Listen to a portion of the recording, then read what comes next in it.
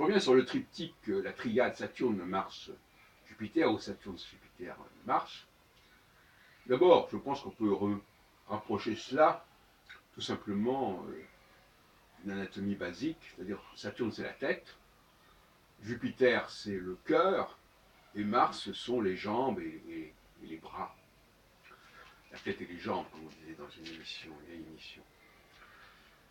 Et je rappellerai aussi que dans le système des domiciles des planètes, qu'on trouve déjà dans la tétravite de Ptolémée, les trois planètes se suivent puisqu'elles sont disposées astronomiquement. On a Mars en bélier, Jupiter en poisson et Saturne en verseau, et puis inversement, Saturne en capricorne, Jupiter en sagittaire et Mars en scorpion. Alors, de l'autre côté, on a effectivement... donc ça montre bien que le dispositif des domiciles classe couple zodiaque en deux, en quelque sorte. Hein. Du bélier au scorpion, on a les planètes supérieures, et puis à partir dans l'autre sens, on a le triptyque Soleil, Mercure, Vénus, qui est beaucoup moins intéressant à tout point de vue que le triptyque Saturne, Mars, Jupiter, pour sorte de raisons que l'on comprend facilement. Le triptyque Soleil, Mercure, Vénus, sur le plan cyclique, c'est zéro, hein, ça ne veut rien dire. Il ne se distingue pas. Les trois planètes entre guillemets, sont ensemble, sont conjointes, si on peut dire. Il n'y a pas d'élongation importante. Il n'y a jamais d'opposition entre Mercure et Vénus, ou entre Mercure et le Soleil, entre Vénus et le Soleil.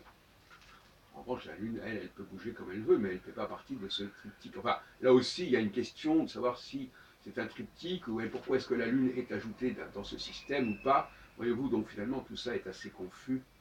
Et ce qu'on admet aujourd'hui, ça ne tient pas forcément debout. Donc on a vraiment cette triptyque-là, Saturne, Jupiter, Mars, et dans une société, effectivement, il y a la tête, qui est minoritaire en volume avec l'ensemble du corps, Jupiter et Mars, qui couvre beaucoup plus d'espace en quelque sorte.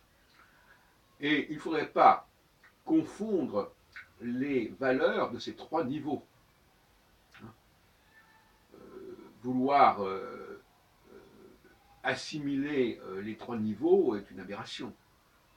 Concernant les femmes, par exemple, quand Ségolène Royal, dans une émission récente, dit que bon, elles sont différentes mais égales, c'est un discours qui est interne, c'est-à-dire qui vaut que pour les activités de bas de gamme.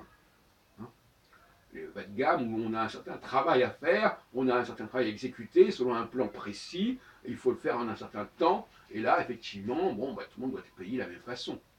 Mais laisser croire que ce genre de raisonnement vaut pour les niveaux supérieurs, c'est un scandale. Et par conséquent, quand Ségolène Royal dit cela, elle concerne les tâches les plus subalternes, et bien évidemment, plus on monte en grade, et plus ce type de critère est ridicule. Les chercheurs ne sont pas payés à l'heure, ni surtout au prorata de l'exécution d'un plan déjà établi. Hein.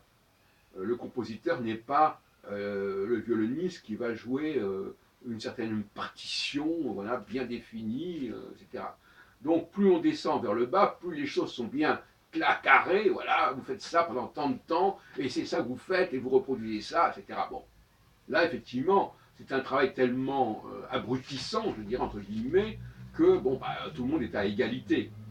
Donc si l'égalité, c'est en fonction de l'abrutissement, bon, alors donc d'accord, oui, très bien. En revanche, si on a une conception un peu plus élevée, eh bien, on ne peut pas faire ce genre de raisonnement, et il est clair que les femmes, il n'y a pas de critère absolu pour déterminer la créativité de quelqu'un, comment il doit être payé, etc. Tout ça, ce sont des choix qui sont faits au cas par cas, si on peut dire, et qui sont fonction de la réussite de la personne, tout simplement, de son impact, qui n'a rien à voir avec l'exécutant qui fait ce qu'il doit faire et qui n'est pas lié au résultat, enfin, je veux dire, qui n'est pas lié au succès de l'opération. Lui, il fait ce qu'il a à faire, c'est tout. Et à ce sujet-là, je dirais que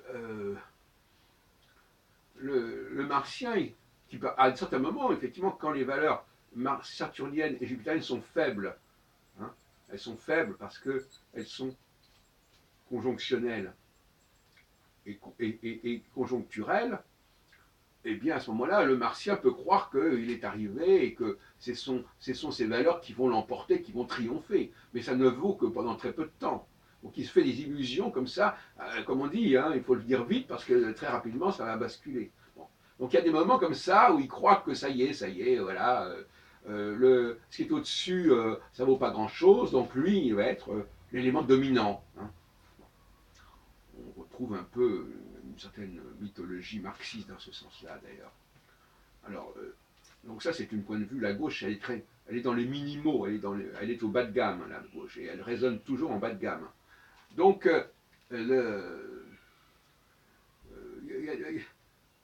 par exemple, l'expression, j'aime bien l'expression, je n'ai pas dit ça. Le martien, souvent, il dit des choses dont il n'est pas responsable, c'est pas lui qui les a déterminées. Et quand on lui dit, mais vous faites ça, ça veut dire ça, il dit, non, non, j'ai pas dit ça. Évidemment, il est étranger à son propre action. Il est décalé. Hein. On lui dit faire ça, pendant tant de temps, à tel prix, il le fait. Hein. Donc maintenant, si on lui dit ce que vous faites a telle et telle signification, il dit ah non, non, oh, surtout pas, ah j'ai pas pensé à ça, c'est pas ce que j'ai voulu dire, etc. Voilà, il en est toujours à ce genre de situation d'irresponsabilité.